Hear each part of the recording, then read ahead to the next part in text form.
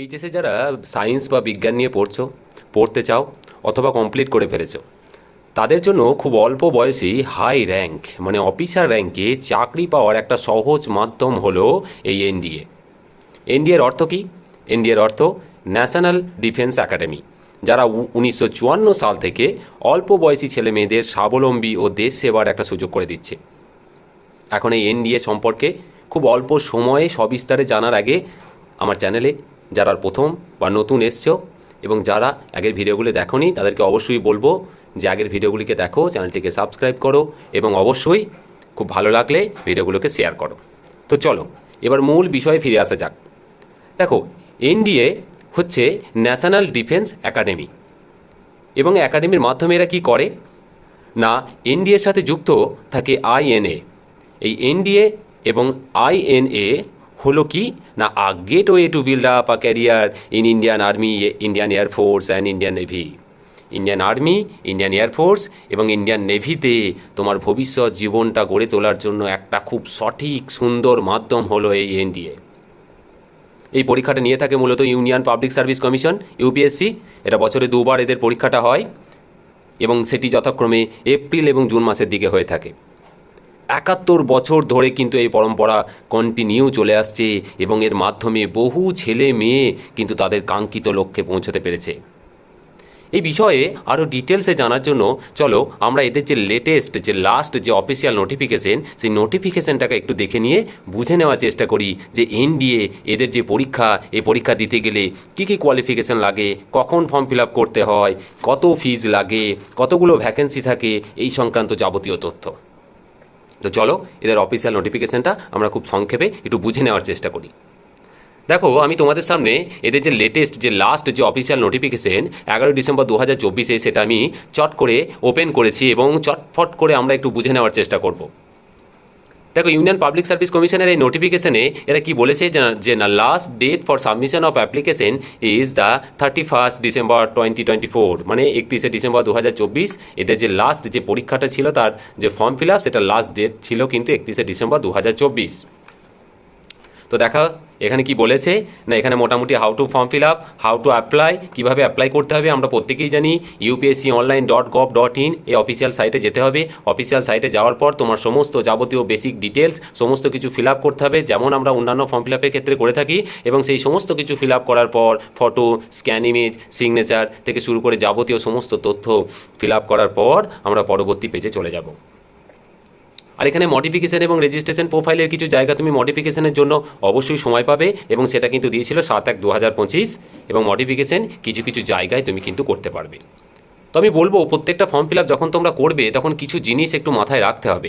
সেটা হচ্ছে যে আমি খুব কেয়ারফুলি কিন্তু ফর্ম ফিল আপগুলো করবো, কারণ মাথায় রাখবে যে মডিফিকেশান কিন্তু সব জায়গার সব অপশানের জন্য কিন্তু অ্যাপ্লিকেবল না, মানে সব বিষয়গুলো কিন্তু তুমি মডিফিকেশান করতে পারবে না। তো এটা মোটামুটি বোঝা গেল। আমরা মোটামুটি জানি যে কীভাবে আমাদের বেসিক ডিটেলস দিয়ে প্রত্যেকটা ফর্ম ফিল আপ করতে হয়। যারা সাইবার ক্যাফে থেকে করো বা বাড়ি থেকে করো তারা প্রত্যেকেই জানো। এবার আমরা দেখে নিই যে এদের ভ্যাকেন্সিটা কীরকম আছে, কারণ আমরা জানি যে কোনো কিছু অ্যাপ্লিকেশন করার আগে আমরা যেহেতু অনেকগুলো ফর্ম বেরোয়, তো আমরা তার ভ্যাকেন্সিটাকে অবশ্যই দেখে নিতে চাই। তো চলো এদের ভ্যাকেন্সিটাকে আমরা একটু দেখে নিই। দেখো, ন্যাশনাল ডিফেন্স একাডেমি যে আর্মির যে ভ্যাকেন্সি টোটাল ছিল, সেটা লাস্ট যে নোটিফিকেশন সেখানে 208 মানে 208টা ছিল, ইনক্লুডিং 10 ফর ফিমেল ক্যান্ডিডেটস, মানে 10টা মেয়েদের জন্য বরাদ্দ ছিল। যে টোটাল ছিল 208, নেভির জন্য 42, এয়ারফোর্সের জন্য ছিল কিন্তু 18। আর নেভাল একাডেমি যেটা 10+2 ক্যাডেট এন্ট্রি স্কিম, যেটা নেভাল একাডেমি যেটা বললাম ওই যে NDA plus INA Indian Naval academy, এদের কিন্তু ছিল total 36 including 5 for female candidate. তাহলে টোটাল ভ্যাকেন্সিটা সবাই দেখতে পাচ্ছ যে ন্যাশনাল ডিফেন্স একাডেমির ক্ষেত্রে আর্মি, নেভি এবং এয়ারফোর্সের টোটাল ভ্যাকেন্সি, আর নেভাল যে একাডেমি সেক্ষেত্রে টোটাল ভ্যাকেন্সি হচ্ছে 36। চলো এবার আমরা দেখে নিই ওদের সেন্টার। তুমি যে ফর্ম ফিল আপ করবে, তুমি যে পরীক্ষাটা দিলে, তার জন্য সেন্টার কোথায় কোথায় পড়ে। দেখো এখানে সেন্টারগুলো সব দিয়ে দিয়েছে, আগরতলা, আগ্রা, আজমির, আহমেদাবাদ থেকে শুরু করে এখানে বিভিন্ন রকম সেন্টারগুলো দিয়েছে। তো এখানে মোটামুটি দেখে নাও, এই যে শিলিগুড়ি, সিমলা, শিলং, রাঁচি, এরকম বিভিন্ন ওদের যেখানে মোটামুটি সেন্টারগুলো দেয় এখানে সেগুলো কিন্তু উল্লেখ করা আছে। এরপর আমরা দেখে নিই যে এই পরীক্ষাটা দিতে গেলে কী এলিজিবিলিটি ক্রাইটেরিয়া লাগে। দেখো এলিজিবিলিটি ক্রাইটেরিয়া বলতে এখানে মূলত আমি তোমাদের খুব সংক্ষেপে বলে দিই যে এখানে দুটো বিষয় মাথায় রাখতে হবে। ন্যাভাল একাডেমি বা নর্মাল যে আমাদের আর্মির যে পরীক্ষাগুলো হয় সেক্ষেত্রে কিন্তু তোমার 10+2 মানে এইচএস পাস করলেই হবে। আর যদি তুমি 10+2 এইচএস সায়েন্স নিয়ে পাস করো, মানে physics PCM combination, physics chemistry math combination, তাহলে অবশ্যই তুমি এনডিএ সমস্ত ফর্মগুলো ফিল আপ করতে পারবে এবং সবগুলোর জন্যই তুমি কিন্তু এলিজিবল। আর কি বলেছে, অবশ্যই এজ লিমিট আছে। দেখো এজ লিমিট কিন্তু এখানে যা হিসাব দিয়েছে ওই হিসাবগুলো সব ভুলে যাও, মোটামুটি ধরে নাও যে ইন জেনারেল এজ লিমিট হচ্ছে 16.5 থেকে 19.5 মধ্যে, মানে তোমার বয়সটা হতে হবে 16.5 থেকে 19.5 মধ্যে। বছরে 2বার পরীক্ষা হয়, 16.5 থেকে 19.5 মধ্যে তুমি যতবার খুশি কিন্তু পরীক্ষা দিতে পারো। এবার চলো আমরা এবার দেখে নিই যে হাউ টু অ্যাপ্লাই, কীভাবে এরা অ্যাপ্লিকেশনটা করছে।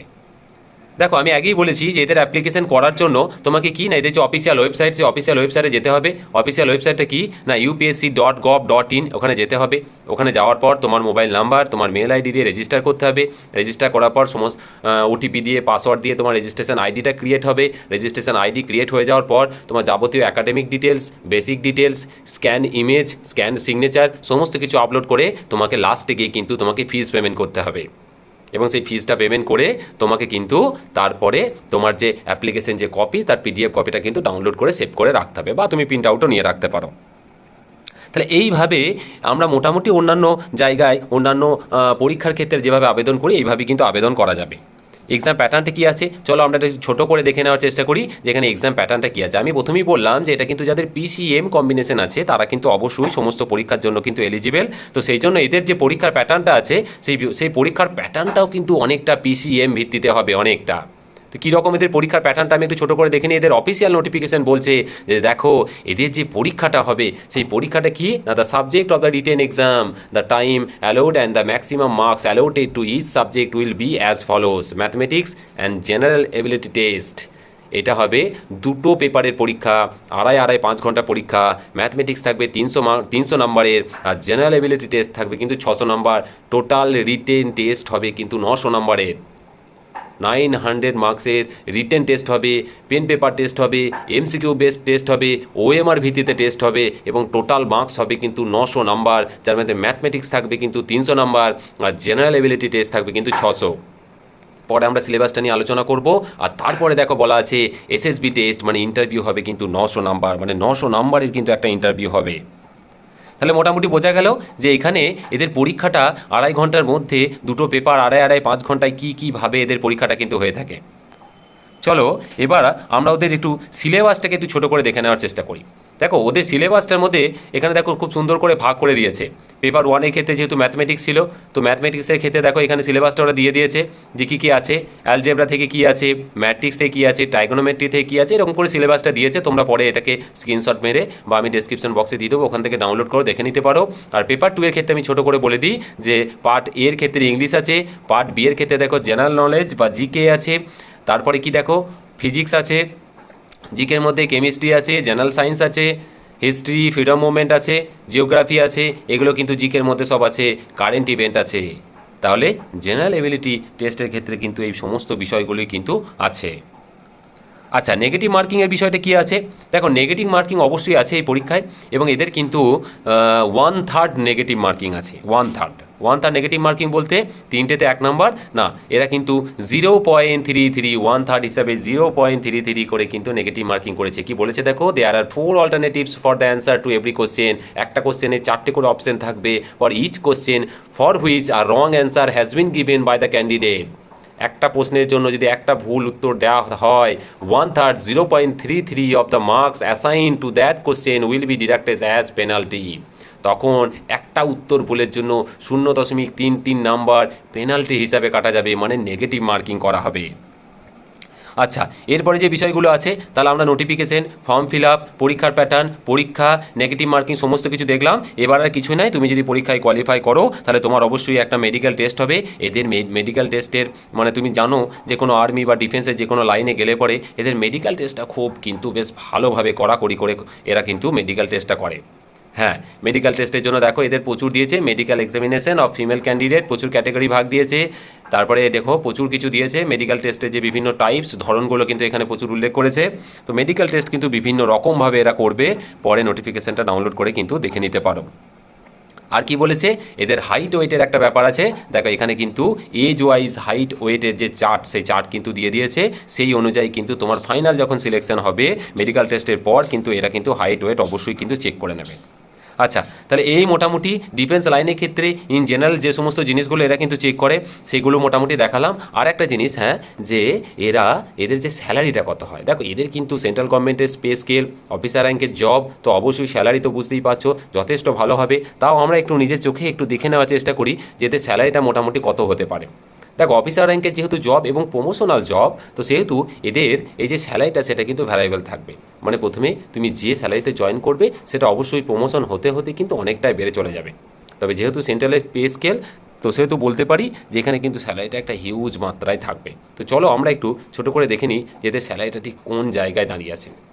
দেখো এখানে দিয়ে দিয়েছে মোটামুটি, এখানে স্যালারিটা দেখতে পাচ্ছ। ওয়েস্ট বেঙ্গলের ক্ষেত্রে বিভিন্ন রকমভাবে এরা ভাগ করে দিয়েছে, বিভিন্ন অ্যালায়েন্সেসগুলো আছে সেই অ্যালায়েন্সেসগুলোকে ভাগ করে দিয়েছে খুব ছোটো করে। তবে মোটামুটি ধরে নাও 60 থেকে 70 হাজার থেকে শুরু, তারপর সেটা কন্টিনিউ বাড়তে থাকবে। এখান থেকে মোটামুটি বিভিন্ন স্টেটের ক্ষেত্রে যে স্যালারিগুলো আছে, কী কী ভাগ আছে, সেগুলো কিন্তু দেখা যাবে। আর একটা জিনিস কি, আর একটা জিনিস হচ্ছে এদের যে প্রমোশন। দেখো প্রমোশনের ভাগ, এদের কিন্তু কিছু ভাগ করা আছে প্রমোশনটা। কীরকম ভাগ করা আছে একটু দেখে নিই চলো। দেখো আর্মির ক্ষেত্রে কী কী প্রমোশন করে তুমি কী কী পোস্টে যেতে পারো, lieutenant, captain, major, lieutenant, colonel, তারপরে colonel, brigadier, major general, lieutenant general, তারপরে জেনারেল। এতগুলো কিন্তু এদের ধাপ আছে। নেভির ক্ষেত্রে, এয়ারফোর্সের ক্ষেত্রে এরকম করে কিন্তু প্রচুর ভাগ করা আছে। এবং যত ভাগ করা আছে সেই ভাগ অনুযায়ী তুমি কিন্তু প্রমোশন নিতে পারো, সেই অনুযায়ী তোমার কিন্তু স্যালারি হবে। তাহলে আমরা আজকে ন্যাশনাল ডিফেন্স একাডেমি সম্পর্কে খুব সহজেই একটা ছোট্ট করে ইন ডিটেলসে একটা ধারণা নেওয়ার চেষ্টা করলাম। ন্যাশনাল ডিফেন্স একাডেমি হচ্ছে এমন একটি পরীক্ষা যেটা তুমি উচ্চ মাধ্যমিকে পিসিএম কম্বিনেশন তোমার যদি থাকে তুমি অবশ্যই দিতে পারো। এই পরীক্ষাটি বছরে 2বার হয়ে থাকে। এই পরীক্ষাটি তুমি যদি দাও, তুমি যদি কোয়ালিফাই করো এবং যাবতীয় মেডিকেল টেস্ট এবং ফিটনেসের সমস্ত ধাপ তুমি যদি কমপ্লিট করো, অবশ্যই তুমি এই পরীক্ষাটি তুমি এখানে জবটি পাবে। এবং এই জব কিন্তু অফিসার র্যাঙ্কের জব। এটা মূলত আর্মি, নেভি এবং এয়ারফোর্সের যে বিভিন্ন অফিসার র্যাঙ্কগুলো থাকে সেই র্যাঙ্কগুলোতে মূলত এখানে পোস্টিংটা দেওয়া হয়। এবং এটা কিন্তু ইউনিয়ন পাবলিক সার্ভিস কমিশন এই পরীক্ষাটা কিন্তু নিয়ে থাকে। তাই আমি বলবো যারা এইচএসএ সায়েন্স নিয়ে পড়তে চাও বা পড়েছো, যাদের বয়স 16.5 থেকে 19.5-এর মধ্যে আছে, তারা খুব ভালো করে প্রিপারেশন নাও এবং এই পরীক্ষাটা খুব ভালো করে চেষ্টা করো। কারণ খুব অল্প বয়সে স্বাবলম্বী হওয়ার, দেশ সেবা করার এত সুন্দর সুযোগ কিন্তু আর পাবে না। তো মোটামুটি বোঝা গেল। আর যদি কোনো প্রশ্ন থাকে, কোনো কোয়ারি থাকে, তো অবশ্যই আমাকে কমেন্ট বক্সে কমেন্ট করে জানাবে। আর খুব ভালো থেকো, খুব সুস্থ থেকো। আর এখানেই আপাতত শেষ করছি। ধন্যবাদ।